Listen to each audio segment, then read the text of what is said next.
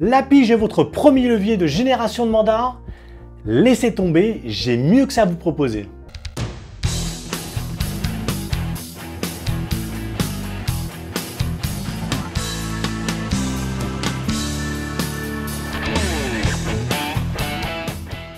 Bonjour, je suis Frédéric Epler, fondateur de Faciologie.com. J'ai créé cette chaîne pour vous parler stratégie marketing immobilier et vous aider à tirer le meilleur parti de vos actions de prospection. Pour entrer des mandats, vous avez l'habitude de pratiquer la pige?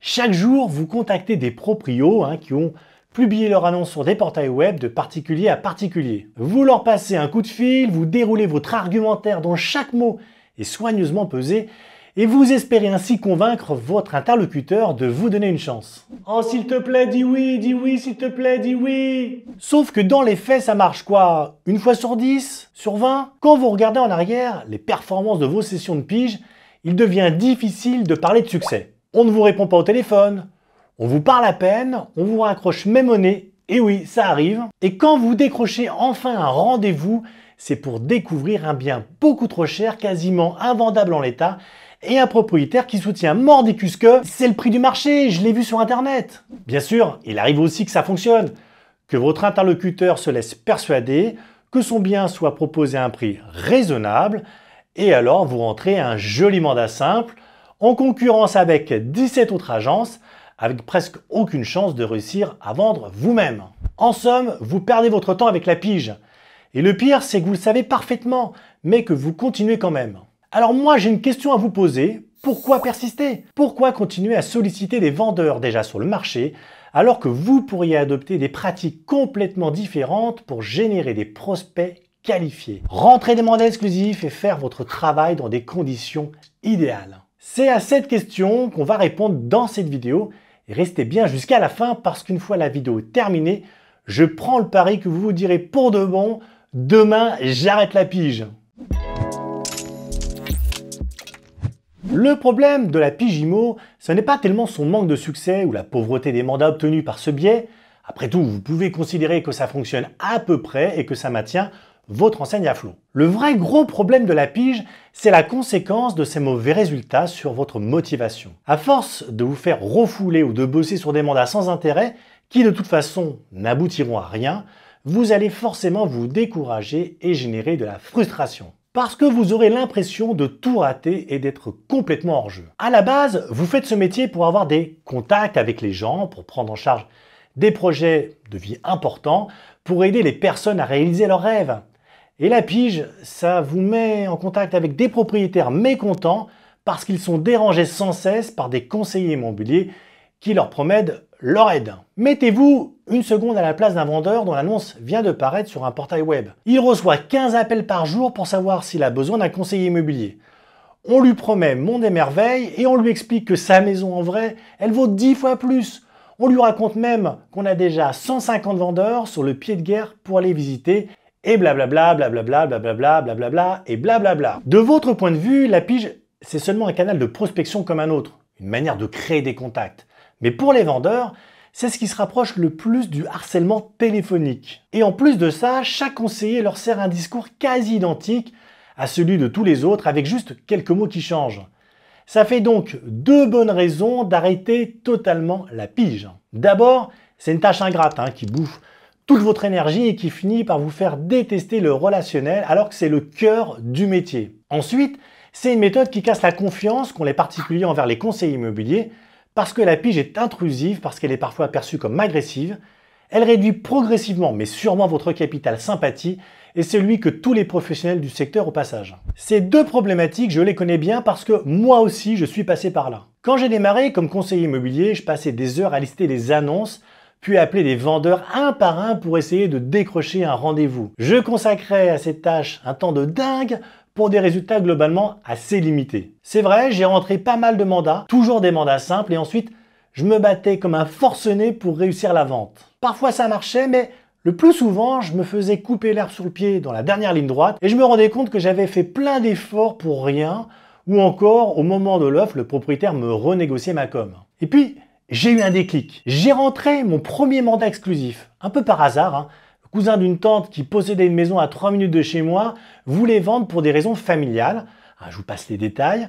Mais comme on se connaissait bien, il m'a confié sa transaction en exclusivité. Pour la première fois, j'étais tout seul à m'occuper d'une vente. Pour la première fois, mes efforts ont payé puisque j'ai trouvé un acheteur en moins de 2 semaines avec une offre sérieuse et surtout une commission à 100%. Un mois plus tard, on signait le compromis et là, tout a changé. J'ai compris que je pouvais exercer ma profession d'une façon complètement différente de ce que j'imaginais jusqu'à présent, que je pouvais obtenir un mandat en exclusivité parce qu'on me connaissait et qu'on me faisait confiance. Plutôt que d'essayer de convaincre des gens qui ne me connaissaient ni d'Ève ni d'Adam. J'ai compris que je devais me concentrer sur les vendeurs qui savaient déjà qui j'étais et ce que je pouvais faire pour eux. À partir de là, j'ai commencé à solliciter mes proches, puis mes amis, puis les amis de mes amis. J'ai bossé sur le bouche à oreille, j'ai construit mon réseau tout doucement. Et puis, je me suis dit un truc, il doit y avoir un moyen de faire la même chose, mais avec des gens qui ne font pas partie de ma communauté, puisqu'elle n'est pas non plus infinie, et de mon réseau de connaissances. Je dois pouvoir faire en sorte que les habitants du quartier apprennent à me connaître, même si on ne s'est jamais parlé ou rencontré, et qu'ils aient l'idée de me contacter eux-mêmes quand ils ont un projet de vente. Et là, j'ai découvert la puissance du marketing. C'est ce qui m'a fait comprendre que je pouvais envisager ma prospection sur le long terme et travailler pour que les propriétaires de mon secteur sachent qui je suis. Après ça, j'ai laissé tomber la pige et pour de bon. Si je vous raconte tout ça, ce n'est pas pour mettre en avant mon propre parcours. C'est pour vous montrer que vos échecs, à cause de la pige, ne découlent pas d'un problème de méthode. Je suis sûr que vous faites certainement tout ce qu'il faut, que vous connaissez très bien votre boulot, ce qu'on attend de vous en matière de pige. Ce que je veux vous montrer, c'est qu'il y a un problème de ciblage avec la pige. Vous ne ciblez pas les bonnes personnes. Vous vous retrouvez dans la peau d'un vendeur qui essaye de refiler sa marchandise à des gens qui n'en ont pas besoin, au lieu d'aller voir directement ceux qui cherchent précisément ces produits-là. En ciblant mieux vos prospects, vous allez générer des contacts plus qualifiés qui ont plus de chances de vous confier leurs biens en exclusivité. Et vous pouvez dire au revoir à la frustration et au découragement. La question c'est, comment fait-on pour changer de méthode? Mais avant, je compte sur vous pour me lâcher un j'aime, pour me soutenir et vous abonner à cette chaîne en cliquant sur la cloche, comme ça vous serez tenu informé de mes prochaines vidéos et vous augmenterez en plus vos compétences en marketing immobilier et en prospection digitale. Bon allez, on retourne à la vidéo. Alors, vous avez une petite idée de comment faire pour changer de méthode? Pour ça, il faut cesser d'être constamment en retard sur les vendeurs. La pige, en fait, ça revient à courir derrière son bus pour essayer de le rattraper. L'idéal, vous en conviendrez, c'est d'arriver avant l'heure prévue, de manière à pouvoir monter dans le bus le premier, trouver une place assise et voyager confortablement. Donc, il faut travailler en amont, ce qui veut dire être présent avant que le propriétaire ait mis son bien en vente. Et même, pourquoi pas, avant qu'il ait eu l'idée de le vendre. De cette manière, il aura naturellement le désir de vous contacter au moment de la mise en place de son projet. Comme si l'idée de vous confier son mandat en exclusivité était devenue une évidence. Dans cette optique, vous devez générer de la confiance. Et je vous propose 4 leviers marketing à actionner pour y parvenir. Bossez votre notoriété, celle de votre enseigne, mais aussi la vôtre en tant que conseiller immobilier. Le but, c'est de vous faire connaître et reconnaître sur votre secteur, puis tisser des relations de qualité avec les prospects. Pour que les gens aient l'impression de bien vous connaître avant même de vous rencontrer, vous devez aussi d'ailleurs pratiquer, je le rappelle, un brin de personal branding. Montrez votre expertise. Faites en sorte que vos compétences immobilières soient connues de tous et que votre expérience valorise votre image. Devenez l'expert incontournable sur votre secteur, par exemple en diffusant des contenus à haute valeur ajoutée qui démontrent votre maîtrise du métier et du marché. Cultivez votre base de données. Collectez un maximum d'informations concernant vos prospects et saisissez-les dans un logiciel de marketing qui va vous permettre de les exploiter. Ces données approfondissent votre connaissance des prospects et des clients, de leurs problématiques, de leurs besoins et de quoi affiner encore votre offre et votre argumentaire. Je vous invite d'ailleurs à tester le premier logiciel de marketing immobilier Prospeneo gratuitement pendant 14 jours. Le lien se trouve juste en dessous dans la description.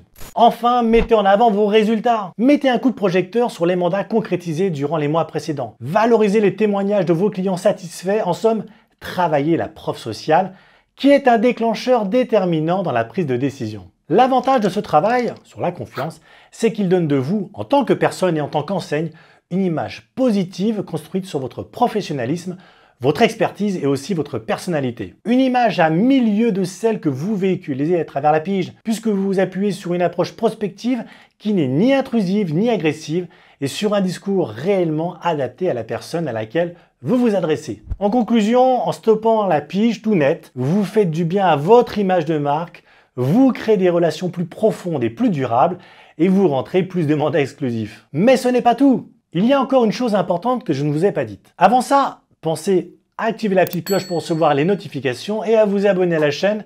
C'est ce qui nous permet de savoir que vous soutenez notre boulot. Ce que je ne vous ai pas dit, c'est que cette confiance accumulée grâce à votre présence en ligne et sur le terrain, elle vous aidera aussi à fidéliser vos clients et à travailler de nouveau avec eux dans les années à venir. En effet, il ne faut pas oublier que les acheteurs sont aussi de futurs vendeurs et que les anciens vendeurs peuvent vouloir acheter autre chose.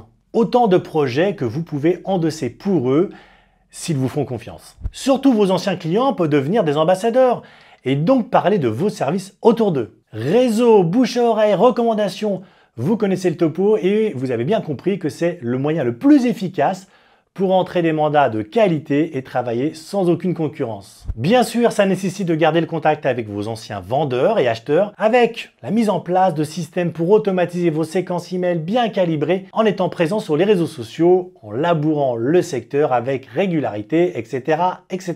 Mais ça, c'est une autre histoire. C'est la fin de cette vidéo, n'hésitez pas à me donner votre avis dans les commentaires. Merci de m'avoir suivi, n'oubliez pas de liker et de vous abonner à la chaîne. Allez, c'était Frédéric avec Facilogy. À bientôt les amis.